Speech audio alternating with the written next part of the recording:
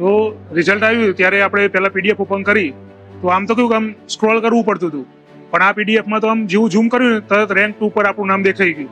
એટલે એક amazing experience હતો. રિઝલ્ટ આવ્યા પછી પહેલી જાણ આપણે પપ્પાને જ પીડીએફ મોકલી, હાઇલાઇટ કરીને પીડીએફ મોકલી હતી. એટલે એમને ખુશીનો પાર નતો રહ્યો. પછી બધા ફ્રેન્ડ્સ ફેમિલીમાં બધાને શેર કરી હતી.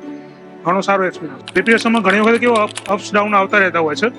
જેમ કે મેં પાણી પુરવઠાનું પહેલું ઇન્ટરવ્યુ આપ્યું હતું, તો એમાં ફાઇનલ સિલેક્શનમાં 0.02 માર્ક્સથી હું રહી ગયો હતો. વેઇટિંગ લિસ્ટમાં પહેલું નામ હતું. ત્યારે આમ એવું થયું હતું કે પ્રિપેરેશન કરવી કે ના કરવી એમ. પછી થોડો બ્રેક લીધો.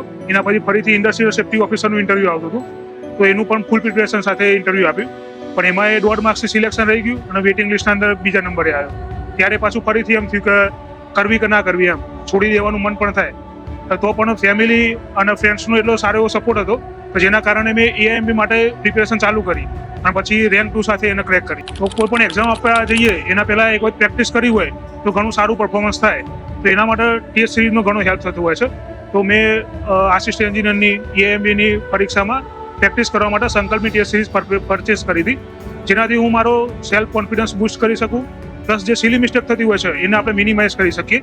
એટલે જે નવા કેન્ડિડેટ છે કે નવા એસ્પિરન્ટ છે કે જે તૈયારી ચાલુ કરે છે, તો એમના ટેસ્ટ સિરીઝ તો લઈને ટ્રાય કરવો જ જોઈએ. મિકેનિકલમાં ગવર્મેન્ટ એક્ઝામની તૈયારી કરવી હોય તો એક સારામાં સારું પ્લેટફોર્મ સર્કલ એજ્યુકેશન દ્વારા પૂરું પાડવામાં આવે છે, જે એનું ગાઈડલાઈન લઈ શકે છે. Thank you.